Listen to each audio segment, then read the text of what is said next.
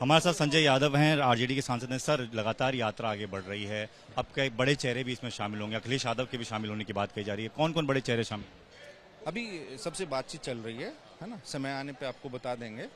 जिस जिस क्षेत्र में जाएंगे वहाँ से अभी इंडिया अलायंस के जितने भी बड़े लीडर्स हैं उन सबसे बातचीत चल रही है। और ये जो वोटर अधिकार यात्रा रही, इसमें जो जन समर्थन, जन विश्वास और जन आस्था लोगों की प्राप्त हो रही है हमारे नेताओं को, तो उसके बाद से भारतीय जनता पार्टी, केंद्र सरकार कोमा में चले गए हैं वो लोग। तो ये बिहार लोकतंत्र की जननी है, लोकतंत्र जनतंत्र यहाँ से उत्पन्न हुआ। तो इन्होंने एक गलत प्रदेश चुन लिया लोगों के वोट काटने के लिए, वोट चुराने के लिए। इसके लिए ये अब कल भी उन्होंने संविधान संशोधन विधेयक पेश किया। तो इनका करारा जवाब बिहार की जनता देगी। बिहार के लोग बहुत जागरूक हैं, सामाजिक रूप से, राजनीतिक रूप से। आपकी यात्रा तो चली रही है, कल प्रधानमंत्री खुद यहाँ बिहार आ रहे हैं करोड़ों की सौगात देने के लिए, उसको लेकर आप क्या कहेंगे? आपकी यात्रा के बीच में खुद प्रधानमंत्री गया पहुँच? सौगात शब्द गलत है। वो अपनी जेब से दे रहे हैं क्या? अपने घर से लाके दे रहे हैं।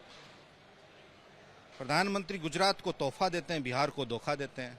बिहार तो 40 में से 39 MP उनको दिया। 11 साल में उनका लेखा जोखा दीजिए, उन्होंने बिहार को क्या दिया है? कोई एक नई फैक्ट्री लगाई हो, बिहार को कोई यूनिवर्सिटी दी हो, बिहार का कोई अच्छा कॉलेज दिया हो, बिहार को कोई इंडस्ट्री दी हो, बिहार को कोई इंडस्ट्रियल क्लस्टर दिया हो, बिहार को कोई एजुकेशन सिटी दी हो, बिहार को का कोई हेल्थ इंफ्रास्ट्रक्चर उन्होंने बेहतर बनाया हो।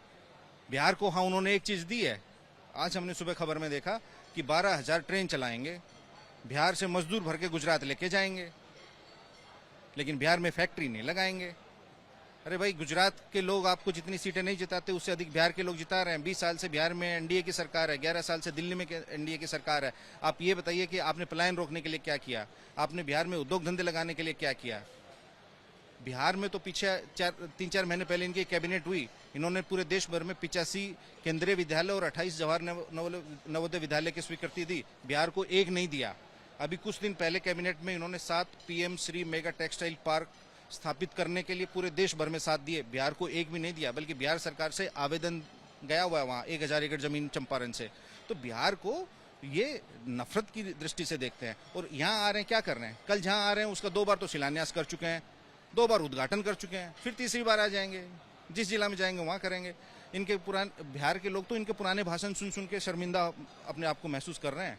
बोलते थे कि मोतिहारी में हम चीनी की मिल शुरू करेंगे, वहीं चाय पियेंगे। नवादा में भी यही बोलते थे।